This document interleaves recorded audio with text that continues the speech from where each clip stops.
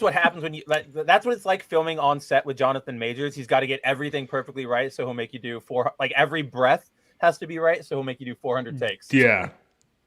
Before he punches somebody in the cat. No, just kidding. Allegedly. Well, technically, his lawyers confirmed that it probably did happen, but still allegedly.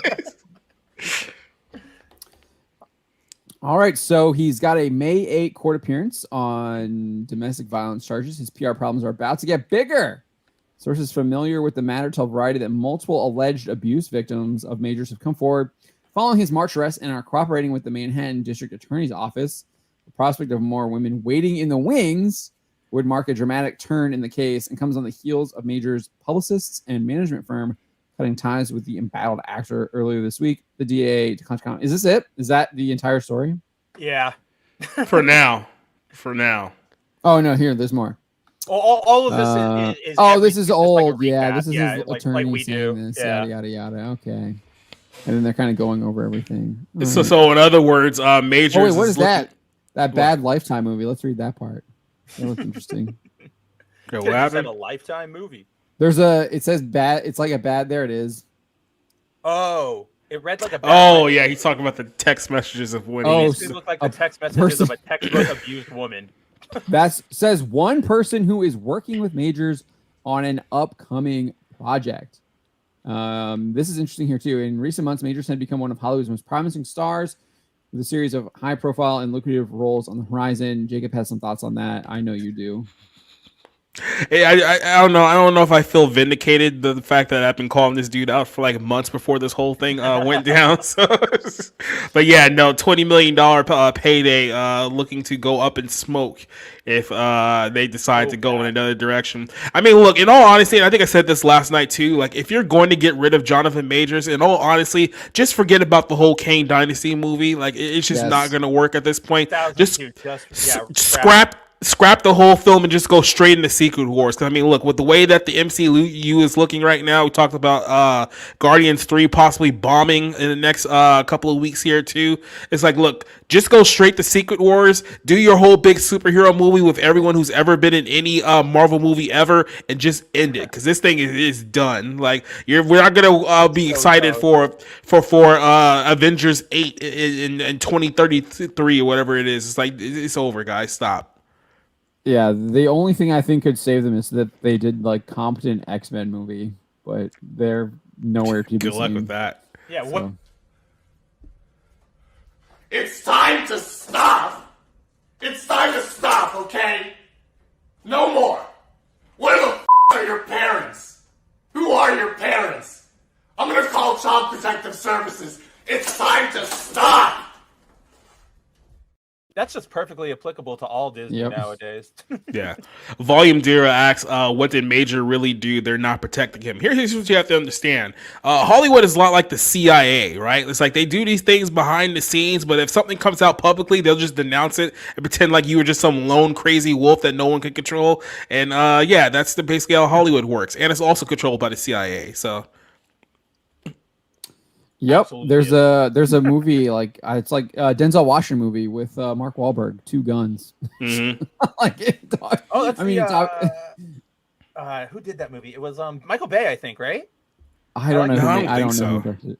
This is what I'm talking about. Like, I don't think people actually know who directs movies. Like, I don't know who directed that movie. I don't. Oh man, that reminds me. Like earlier today, in my like news feed for work, I saw like a Deadline story that was like, breaking. All these celebrities are going to be in a movie now. It's just a casting announcement, a regular thing. But I sat there and I was like, does anybody care? Like they're actors, but like the star is dead. It's so weird that they're still trying. I don't know. Yeah. I mean, obviously some of these people have like kind of like cult followings. And they want to get those people on board to those projects. So I guess there's something to that. But again, this is something I've been preaching. There still is something, but it's so not what it used to be. There's no Tom. Tom Cruise is clearly an exception. The exception, yeah. But like back in the day, you heard like, oh, John Travolta is going to be in this movie. You go, Travolta? All right, maybe I'll check. But now you go, okay, it's Travolta. Does this have any continuity in the next 9 films I have to see this year? Yeah, I mean, it's something I've been saying on this stream for a long time And you have, too. yes. Is that like actors are replaceable? I think a lot of it has more to do with the direction that they're given on whether or not 1000. they're like competent and whether or not. And then at the end of the day, too, you have to have a competent script, well written script that the director can actually use. So I'm not saying that you need that always, but I think that probably helps a lot. There are movies that I guess they can just kind of wing it. They have like a vision for it without having a competent script, and they know what they're going to kind of do. But I think those are few and far between. Usually, you want to have a competent script, and that's where it kind of all starts from. Even James Gunn has, as much as I disagree with him on a lot of things, he's even said that the reason why a lot of these films suck is because they go into production with scripts that are half written and half baked. Yeah, the whole Kang Dynasty film was supposed to be written by the schmuck who just wrote Ant-Man 3. He was supposed to get a lot of input with Jonathan Majors into the script. So That's right. Oops. They've been saying Yeah. that too. Like, oh, he's working with us on Kang stuff. Like, bye. Well, we can't wait to show you guys Jonathan Majors. He's gonna be the big. Well, back to square one now. C.S. Johnson says if the writing is bad, it'll always be bad. 100%. 100%. That's the truth, isn't it? The last time we'll see Jonathan Majors in the MCU is like him in the stadium screaming like a bunch of monkeys because of screams. No, dude, it came out on digital like last night or something. So I was like, I'll just look at it. I didn't watch it. I was just like, I don't know. I'll look at. I popped on for like 3 minutes. So I was like, yeah, whatever. But I watched that last scene, and I still was just like, oh my gosh, like. Oh, it's on Disney Plus, you mean? Yeah, it's Or- just released on okay. Disney Plus. Yeah. Yeah. And so I just like clicked through it, and I watched that last bit. Oh, I watched that last bit because it was super dark, and I couldn't remember the Kang designs or like the trio. And so I watched that bit, and I was just the mummy one, the mummy pharaoh, guys. like the pharaoh one. Yeah. Mm-hmm. That's exactly what I was looking at, and I was just like, dude, this is bad. Yeah.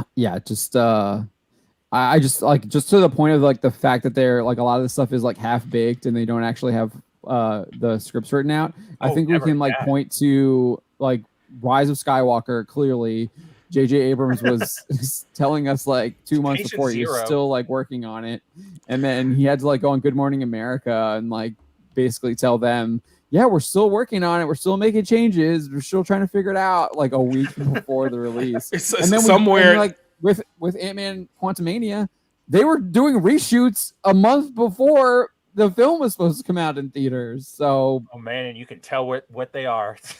I can only imagine some poor accountant out in Disney right now looking at the budgets and all the sheets, looking at all these movies that are losing like $100 million each, and then they're trying to figure out what's the future of the MCU. And then they see that Agatha Harkness is in pre-production. He's like, "Oh my god, we're so screwed." yeah. Oh my god, I'm ruined. Mm-hmm. Yeah, speaking of like Disney Plus shows, Snakes is saying Secret Invasion could save the MCU. Absolutely not. That show don't looks think like an so. utter disaster already. No. We got a Vanity Fair article. It basically was 2 Secret Invasions, what I think the Vanity Fair article was to Rings of Power. Obviously, Yeah. I think Rings of like Tolkien and Rings of Power like was way. It's just like I just think it's even like there was way more interest in that than Secret Invasion, just from like how I'm looking at it from our coverage. I mean, people were engaging with that, but I mean, they're basically Jake Skywalkering Nick Fury, and it doesn't even make any sense because we're literally seeing him in the Marvels on the space station, still being engaged, and then he's selling Vanity Fair and Secret Invasion. He's just like noped out and like doesn't care. And You know what the weird part he's gonna about get brought back in to have some kind of character growth moments. the weird part about the whole Thanks for Secret inspiring Invasion me, Kamala. I'm back.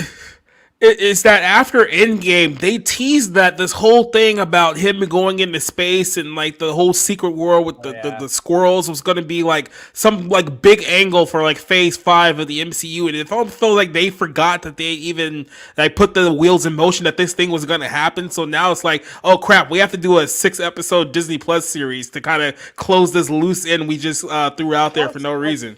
Like to both of your points too, it's like like we're scrambling, we got to do whatever. This was like Secret Invasion in the comics was a massive event. It was a big thing. It was like good. They planned it for like 10 years. It was nuts. Now they're like they forgot, and now they're like, oh, we got to like do instead of going for Skrulls, we're gonna go Kang. So what do we do with the Skrulls? Oh, we got to put him in an adventure that works in this timeline we already have. So Yeah. And they Kang is literally released just Ultron remixed. he really is just Ultron remix. Yeah. They released a mini series last month that Secret Invasion, and it's basically the plot of this show. It's going to be Fury and Maria taking out Skrulls who were in positions of power, like senators and presidents and like world leaders and blah blah blah. you really trust? Those Republicans, that's exactly what it's going to be. That's exactly what it's going to be, and it's going to be boring because it's like, well, go impersonate a super person, please. You have a bunch of them.